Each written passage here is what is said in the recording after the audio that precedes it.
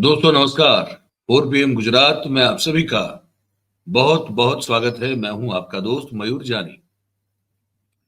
दोस्तों इस वीडियो में हम कुछ आपके समक्ष कुछ तथ्य प्रस्तुत करने जा रहे हैं, है ना। हमारे कुछ बड़े जो वरिष्ठ प्रबुद्ध मित्र हैं, उन्होंने हमको एक दो बार फोन करके कहा कि मयूर भाई आप भी इस बैंड वैगन में क्यों जुड़े हैं, जिसमें लगातार राम मंदिर विवाद पर बात हो रही है, आप भी कर रहे हैं और आपसे हमें ये उम्मीद नहीं थी। मैंने कहा ऐसा है, वो हमसे बड़े हैं, बहुत उनकी रिस्पेक्ट करते हैं। तो हमने कहा कि सर ऐसा है कि हम भी जानते हैं कि ये जो नैरेटिव है इस देश में अभी जो ये बनाया जा रहा है, फैलाया जा रहा है, जो परसेप्शन क्रिएट किया जा रहा है कि अब राम भगवान को भी उनके घर कोई लेके आ रहा है और इसको जिस तरह से इसका दोहन करने की साजिश रची जा रही है कि ऐसे एक्सप्लोइट किया जाए कि जैसे 2024 का चुनाव जब आए तो कहे कि भी क्योंकि इन्होंने राम मंदिर बनाया था, इन्होंने राम मंदिर जो है प्राण प्रतिष्ठा की थी और इसीलिए जो है लोगों ने भर भर के उनको वोट दे दिए।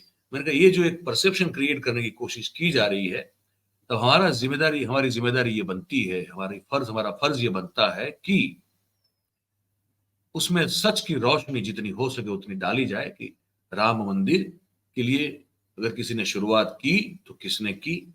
राम मंदिर की अगर ये जो अभी मंदिर बन रहा है उस मंदिर को परमिशन मिले सुप्रीम कोर्ट से, सुप्रीम कोर्ट में ये इनकी फेवर में निर्णय आ जाए, ये लड़ाई किसने लड़ी और अगर फिर भी ये सब होने के बावजूद भी अगर सब शास्त्र उचित नहीं हो रहा है तो वो क्यों नहीं हो रहा है और क्या नहीं हो रहा है, मैंने कहा ये बताना हमारी जिम्मेदारी बनती है। तो मैंने उनसे माफी मांगी। मैंने कहा अगर आप मुझसे नाराज हैं तो माफ कीजिएगा, लेकिन इस वक्त इस मुद्दे पर जितना जरूरी है उतना बोलना और सच बताना बनता है। तो इसी कड़ी में आज एक और आपको इस वीडियो में आपसे कुछ बात करने के लिए आए हैं। देखिए बात यह है कि ये कार्यक्रम तो पूरा सरकारी है ना, क्योंकि प्रधानमंत्री एक सेकुलर देश के प्रधानमंत्री की हैसियत से किसी धार्मिक फंक्शन में जाए तो असंवैधानिक है, ये आप समझ के चले। पर खैर संविधान की तो हमने जो है वो ये जो सरकार है उसने संविधान को कहीं कुछ उतना सम्मान दिया नहीं है, तो यहां भी नहीं दे रहे हैं। लोगों की जो भावनाएं हैं उसके रथ पर सवार होकर विजय प्राप्त करने की पूरी तैयारी में लगे हुए हैं। और देश की जनता भी जो हमारी है वो क्योंकि भीड़ बन चुकी है, मैं लगातार कहता हूं वो भीड़ बन चुकी है, वो नागरिक नहीं रही है, इसलिए ये सब होना करना भी मुमकिन हो रहा है। ठीक है, कोई बात नहीं, लेकिन हम हमारा काम करते रहेंगे। हम जो बात करनी है, जो सच है वो बताते रहेंगे। आज हमको आपको ये बताना है, ये जो 90 दिन की बहस चली सुप्रीम कोर्ट में राम मंदिर को लेकर और सुप्रीम कोर्ट में जब ये फैसला आया कि हाँ मंदिर बन सकता है और यही फैसला ये आया कि हाँ यही जो भूमि है, यही जगह है जहां पे भगवान श्री राम का जन्म हुआ था, ये प्रस्तावित करने की जो दलील चली 90 दिन के लिए, उस दलील को करने वाले लोग कौन थे? क्या वो भारतीय जनता पार्टी थी? क्या वो विश्व हिंदू परिषद थी? क्या वो राष्ट्रीय स्वयंसेवक संघ था? जवाब उसका है कि इनमें से कोई नहीं था। तो कौन लोग थे जो इस केस को लड़े? ये जो व्हाट्सएप यूनिवर्सिटी से पढ़े लिखे हमारे जो अनपढ़ गंवार हमारे भाई बहन हैं, उनको मैं हाथ जोड़ के इस बात को बताना चाहता हूं कि कौन लोग थे जो लड़ते इसको। जानकारी अगर नहीं है तो देने के लिए मैंने आज ये वीडियो बनाया है। आप ये जो शंकराचार्य जी हमारे ज्योतिष पीठ के अभिमुक्तेश्वरानंद जी, उनकी बात सुनिए, वो जो कह रहे हैं उसको समझने की कोशिश करें तो आपको पता चलेगा कि ये सिद्ध करना कि यही राम पैदा हुए थे, तो उसी के बाद तो केस जीते सुप्रीम कोर्ट में, वो कैसे हुआ और किसने किया, सुनिए इस चीज को। सड़क पर आंदोलन करने से फैसला हो गया है, न्यायालय में प्रमाण प्रस्तुत करने से फैसला हुआ है। वो प्रमाण किसने प्रस्तुत किया, किसने पैरवी की? 90 दिन की बहस हाई कोर्ट में हुई थी जी, कुल टोटल जिसमें से 50 दिन मुसलमानों की तरफ से हुई थी, 40 दिन हिंदुओं की तरफ से हुई थी, उसमें से 24 दिन हमने बहस की है शंकराचार्य ने, 24 दिन लगातार 350 से ज्यादा प्रमाण रखे हैं। हमारे वकीलों ने दिन रात एक किया है। और हमारे वकील परमेश्वर नाथ मिश्र जी, पीएन मिश्रा जी और रंजना अग्निहोत्री जी, उन्होंने वहां पर निरंतर कार्य किया। और भी बहुत सारे पैनल में वकील थे हमारे, वो हमने काम किया और हम फैसला लेकर के आए। राम जन्मभूमि अयोध्या है, ये सब जज मान रहे थे। सुप्रीम कोर्ट में जब बहस चल रही थी 40 दिन की, सब पक्षों की मिलाकर के 40 दिन की बहस है, उसमें से 4 दिन हमारी बहस है लगातार। अब आप बता दीजिए कि भारतीय जनता पार्टी जी, विश्व हिंदू परिषद, राष्ट्रीय स्वयंसेवक संघ या इसी तरह का उनका कोई साथी संगठन क्या पक्षकार बना था न्यायालय में? नहीं, बिल्कुल नहीं बना। तो क्यों नहीं बना था? तो कैसे उनका हो गया? और अगर वो कहते हैं कि हम किसी पक्ष को पीछे से समर्थन कर रहे थे, तो वो बता दें कि उनके वकीलों ने कितने दिन की बहस की है। चाहे वो किसी का नाम ले दें, अपने किसी वकील का नाम बता दें कि हमारे वकील ने इतने लंबी बहस की है। ये आपने सुना ना, ध्यान से गौर से सुना होगा आपने। इसका कोई जवाब हो तो कहीं कोई आके दे दे। तो कौन लड़ा है राम लल्ला के मंदिर के लिए? लड़ा कौन है? ये लड़े हैं।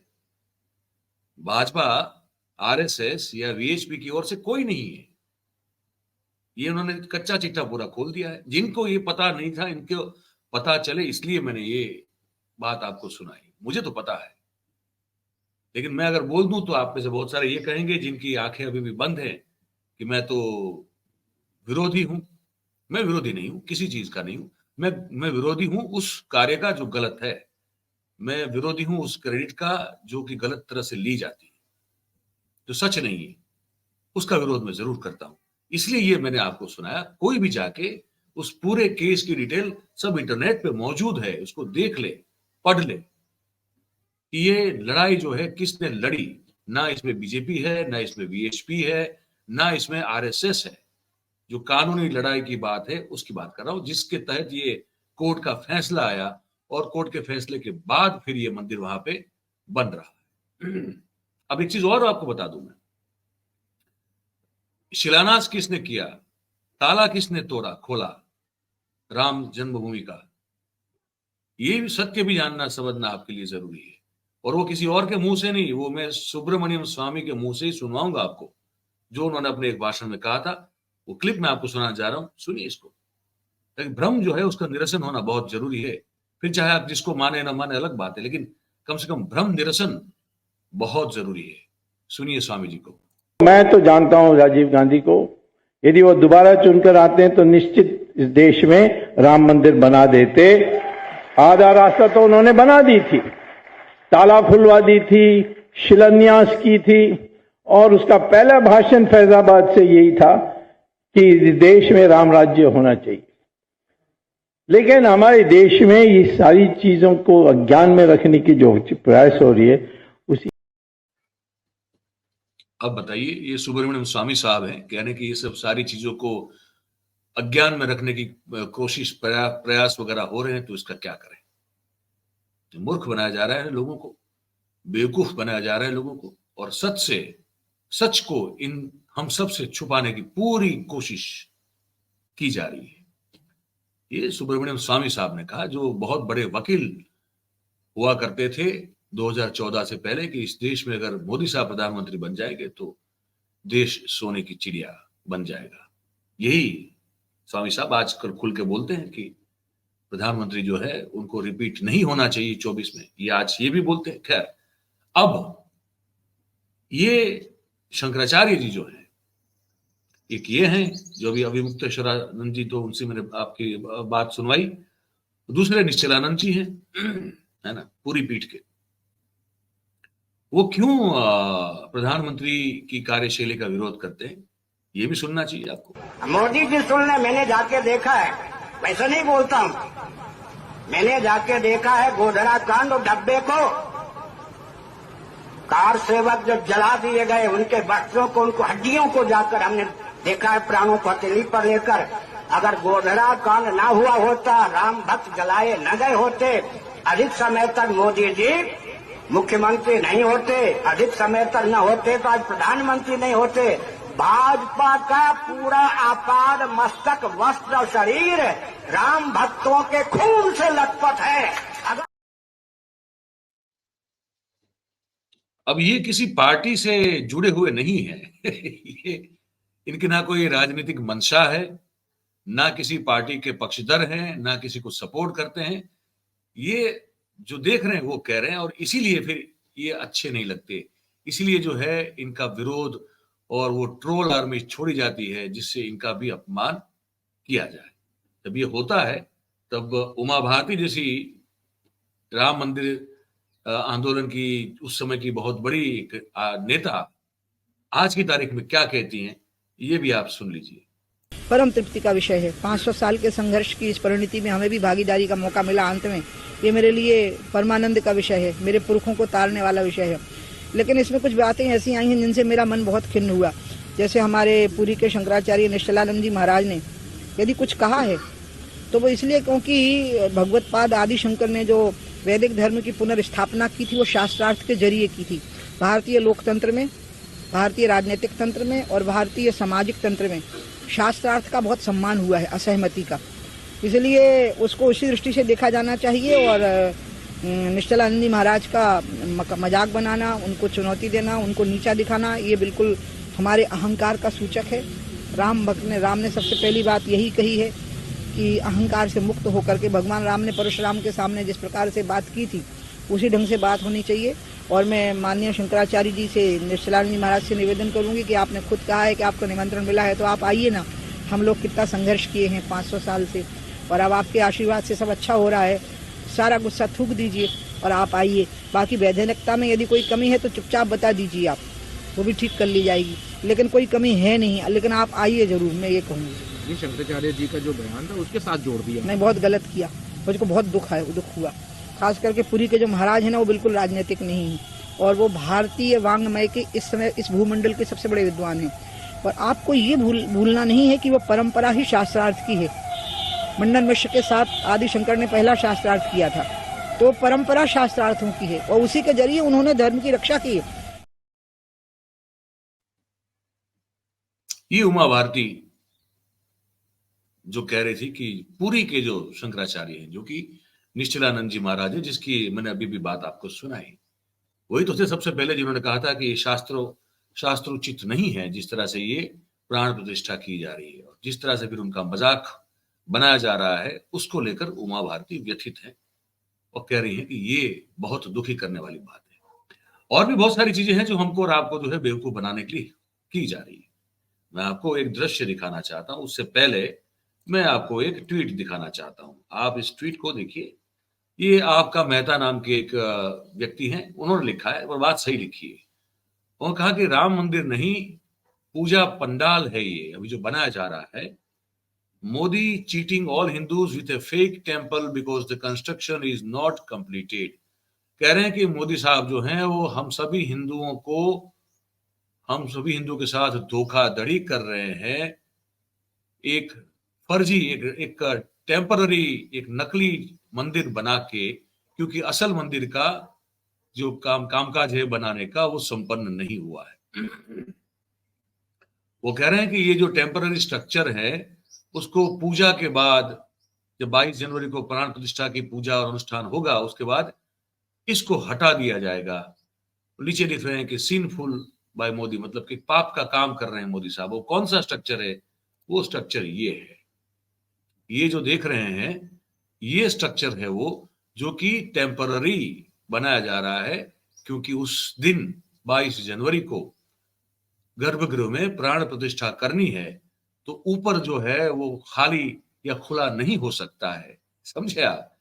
और क्योंकि वो खाली और खुला नहीं हो सकता है इसीलिए इस वक्त जो है वहां पे एक नकली एक ढांचा बनाया जा रहा है। नकली कहें या उसको टेम्पररी कहें, ऐसा एक ढांचा बनाया जा रहा है जिसके चलते जिस दिन प्राण प्रतिष्ठा हो तो ये ऊपर का गुंबद जो है, मंदिर का शिखर और गुंबद जो है वो गायब न दिखे। जब ये प्राण प्रतिष्ठा पूरी की जाएगी उसके बाद फिर इसको वापस हटा लिया जाएगा। तो बात तो सही है, ये हमारे साथ हमारी आस्था के साथ ये धोखाधड़ी नहीं है तो और क्या है। यही आपको बताना था इस वीडियो में, इस कार्यक्रम में, कि नंबर एक कि इस मंदिर के लिए लड़ा कौन सही में, ये आप जान लीजिए। दूसरा कि ये मंदिर हिंदुओं के लिए 500 साल के संघर्ष का प्रतीक है, उनकी आस्था के लिए 500 साल का प्रतीक है, तो फिर इस मंदिर को हिंदुओं के लिए खुला करने की सबसे पहली जिससे सबसे पहला कदम उठाया वो कौन था, वो सुब्रमण्यम स्वामी के मुंह से आपने सुना। और शंकराचार्य क्यों जो है भारतीय जनता पार्टी और राष्ट्रीय स्वयंसेवक संघ की नीति का विरोध कर रहे हैं, ये कारण भी सुनाया। और उसके बाद उनका जो ट्रोलिंग हुआ, तो उमा भारती जो है उसको क्यों गलत बता रही है, ये भी मैंने आपको सुनाया।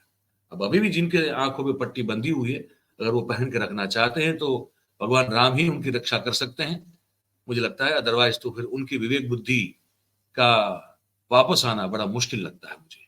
फिर भी हम कोशिश करते रहेंगे, ठीक है। यही आपको बताना था। अब आप क्या सोच रहे हैं इस पूरी जो हमने आपको प्रस्तुति की, इस प्रस्तुति को लेकर आप क्या सोच रहे हैं, वो आप लिख के हमको इस कमेंट बॉक्स में जरूर से बताइएगा। और बात आपको हमारी सही सच्ची लग रही हो, पसंद आ रही हो, अच्छी लग रही हो, तो फिर आप इस वीडियो को आप लाइक करें, इसकी लिंक को हो सके उतना आप शेयर करें, तो ज्यादा से ज्यादा लोगों तक ये पहुंच जाएगी आप सबके सहयोग से। और हमारी जो चैनल है 4PM गुजरात, उसको आप सब्सक्राइब करें और अपने आसपास के लोगों से करवाएं। ये छोटी सी विनती, इसको मान लीजिए।